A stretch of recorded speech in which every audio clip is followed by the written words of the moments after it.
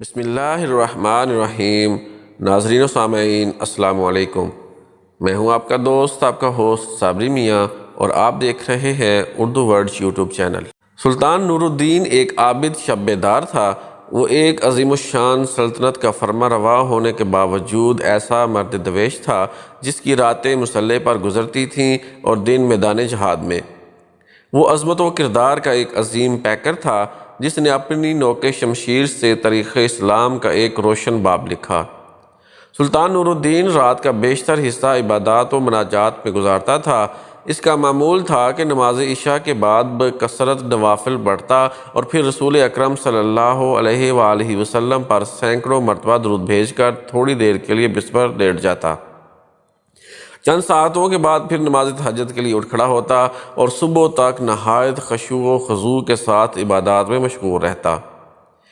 ایک شب وہ اوراد و وظائف سے فارغ ہو کر بستر پر لیٹا تو خواب میں 3 بار رسول کریم صلی اللہ علیہ وآلہ وسلم کی زیارت ہوئی۔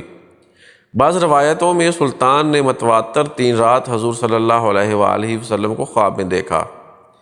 ہر مرتبہ 2 آدمیوں کی طرف اشارہ کرتے ہوئے حضور صلی اللہ علیہ وآلہ وسلم نے فرمایا، نور الدین یہ آدمی مجھے ستا رہے ہیں، ان کے شر کا استحصال کر۔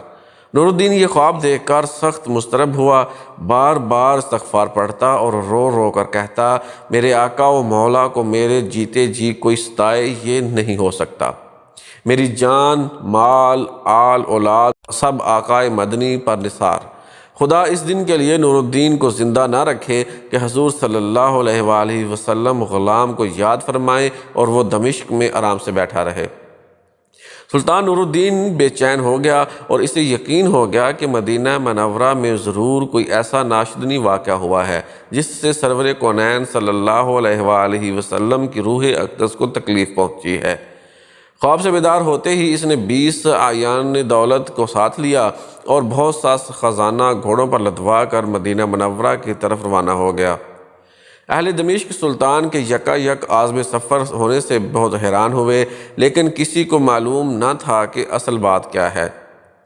دمشق سے مدینہ منورہ پہنچنے میں عام طور پر 20 سے 25 دن لگتے تھے، لیکن سلطان نے یہ فاصلہ نہایت تیز رفتاری کے ساتھ طے کیا اور 16ویں دن مدینہ منورہ جا پہنچا۔ اہل مدینہ اس کی اچانک آمد پر حیران رہ گئے۔ سلطان نے آتے ہی شہر میں آنے جانے کے دروازے بند کرا دیے، پھر منادی کرا دی کہ آج تمام اہل مدینہ اس کے ساتھ کھانا کھائیں۔ تمام اہل مدینہ نے نہایت خوش دلی سے سلطان کی دعوت قبول کی۔ اس طرح مدینہ منورہ کے تمام لوگ سلطان کے نظر سے گزر گئے، لیکن ان میں وہ آدمی نہیں تھے جن کی شکلیں اسے خواب میں دکھائی گئی تھیں۔ سلطان نے اکابر شہر سے پوچھا کہ کوئی ایسا شخص تو باقی نہیں رہا جو کسی وجہ سے دعوت میں شریک نہ ہو سکا ہو۔ انہوں نے عرض کی کہ اہل مدینہ میں تو کوئی شخص ایسا نہیں رہا جو دعوت میں شریک نہ ہوا ہو، البتہ 2 خدا رسیدہ مغربی زائر جو مدت سے یہاں مقیم ہیں نہیں آئے۔ یہ دونوں بزرگ عبادت میں مشغول رہتے ہیں، اگر کچھ وقت بچتا ہے تو جنت البقیع میں لوگوں کو پانی پلاتے ہیں، اس کے سوا وہ کسی سے ملتے ملاتے نہیں۔ سلطان نے حکم دیا ان دونوں کو بھی ضرور یہاں لاؤ۔ جب وہ دونوں سلطان کے سامنے حاضر کیے گئے تو اس نے ایک نظر میں پہچان لیا کہ یہ وہی 2 آدمی ہیں جو اسے خواب میں دکھائے گئے تھے۔ انہیں دیکھ کر سلطان کا خون کھول اٹھا، لیکن تحقیق حال ضروری تھی کیونکہ ان کا لباس زاہدانہ اور شکل و صورت مومنوں کی سی تھی۔ سلطان نے ان دونوں سے پوچھا کہ تم دونوں کہاں رہتے ہو؟ انہوں نے بتایا کہ روضہ اقدس کے قریب ایک مکان کرائے پر لے رکھا ہے اور اسی میں ہر وقت ذکر الہی میں مشغول رہتے ہیں۔ سلطان نے انہیں وہیں اپنے آدمیوں کی نگرانی میں چھوڑا اور خود اکابر شہر کے ہمراہ اسی مکان میں جا پہنچا۔ یہ ایک چھوٹا سا مکان تھا جس میں نہایت مختصر سامان مکینوں کی زاہدانہ زندگی کی شہادت دے رہا تھا۔ اہل شہر ان دونوں کی تعریف میں رطب اللسان تھے اور بظاہر کوئی چیز قابل اعتراض نظر نہیں آتی تھی، لیکن سلطان کا دل مطمئن نہیں تھا۔ اس نے مکان کا فرش ٹھونک بجا کر دیکھنا شروع کیا۔ یکا یک سلطان کو ایک چٹائی کے نیچے فرش ہلتا ہوا محسوس ہوا۔ چٹائی ہٹا کر دیکھا تو ایک چوڑی سل تھی۔ اسے سرکایا گیا تو ایک خوفناک انکشاف ہوا۔ یہ ایک سرنگ تھی جو روضہ اقدس کی طرف جاتی تھی۔ سلطان سارا معاملہ آنن فانن سمجھ گیا اور بے اختیار اس کے منہ سے صدق اللہ صدق رسول النبی الکریم نکلا۔ سادہ مزاج اہل مدینہ بھی ان بھیڑ نما بھیڑیوں کی یہ حرکت دیکھ کر ششدر رہ گئے۔ سلطان اب قہر و جلال کی مجسم تصویر بن گیا اور اس نے دونوں ملعونوں کو پابہ زنجیر کر کے اپنے سامنے لانے کا حکم دیا۔ جب وہ سلطان کے سامنے پیش ہوئے تو اس نے ان سے نہایت غضبناک لہجے میں مخاطب ہو کر پوچھا، سچ سچ بتاؤ تم کون ہو اور اس ناپاک حرکت سے تمہارا کیا مقصد ہے؟ دونوں ملعونوں نے نہایت بے شرمی اور ڈٹھائی سے جواب دیا، اے بادشاہ ہم نصرانی ہیں۔ بعض روایتوں میں ہے کہ یہ دونوں یہودی تھے اور اپنی قوم کی طرف سے تمہارے پیغمبر کی لاش چرانے پر مامور ہوئے ہیں۔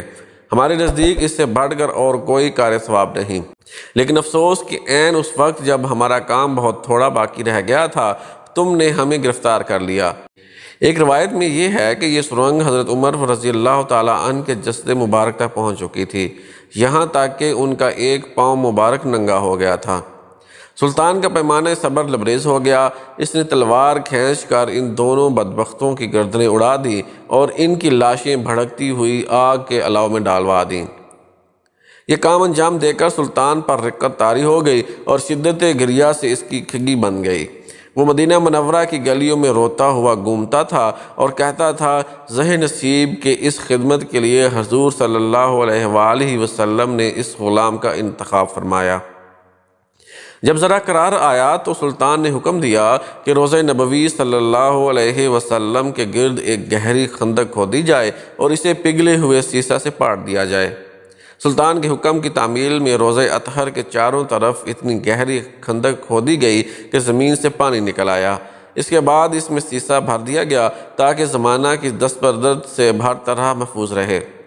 یہ سیسے کی دیوار روضہ اقدس کے گرد آج تک موجود ہے اور انشاءاللہ ابد تک قائم رہے گی۔